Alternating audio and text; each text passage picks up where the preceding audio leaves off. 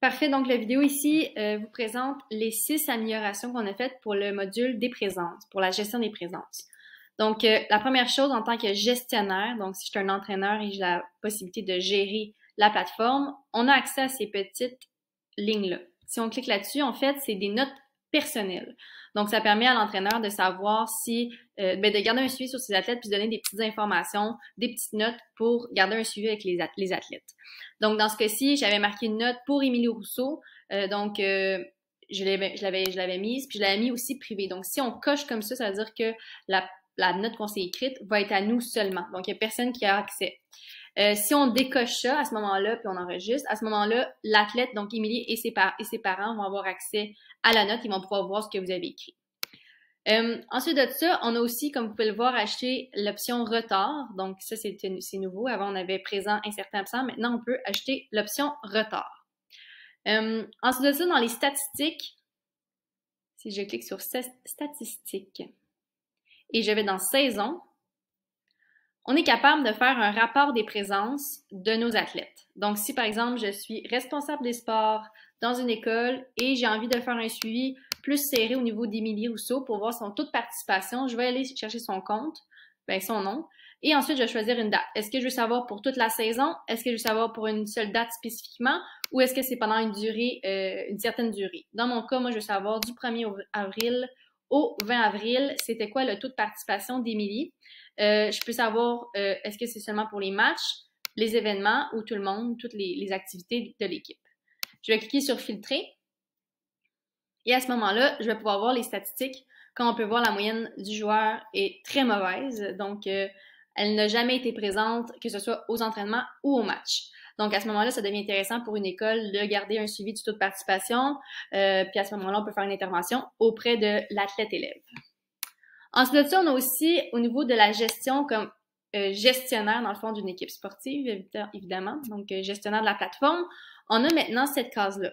Quand on coche cette case-là, mettre les présences en mode privé afin qu'elles soient cachées aux joueurs et aux parents. En fait, quand on coche ça, ça veut dire qu'on veut pas que personne sache les présences, donc l'état des présences de l'équipe. On est seulement nous comme entraîneurs capables de voir. Donc, si je vous montre un exemple en regardant comme si j'étais un athlète, donc je vais me connecter à ma plateforme comme athlète.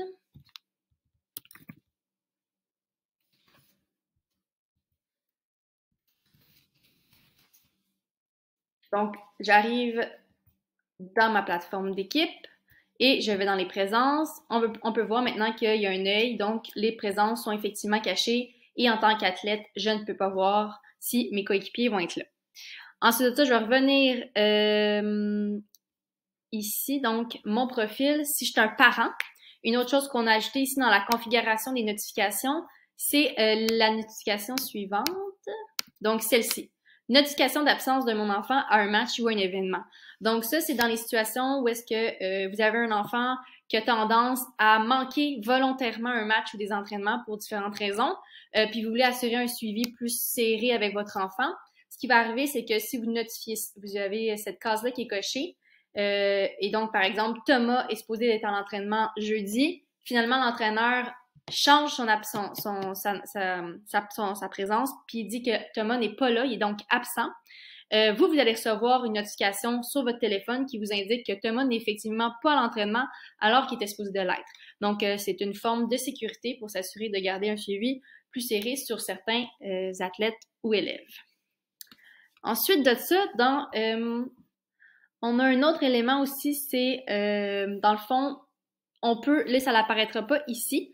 Je vais ajouter une image qui va apparaître à l'écran en fait. C'est au niveau des notifications, encore une fois, pour les parents et les athlètes. En ce moment, s'ils veulent notifier leur présence, ils sont obligés de rentrer dans l'application.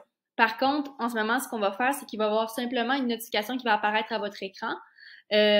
Directement sur l'écran. Vous n'avez pas besoin de rentrer dans l'application, vous avez simplement besoin de choisir une des 4 options qui va apparaître sur votre téléphone comme notification push et ça va donc accélérer le processus de ce côté-là.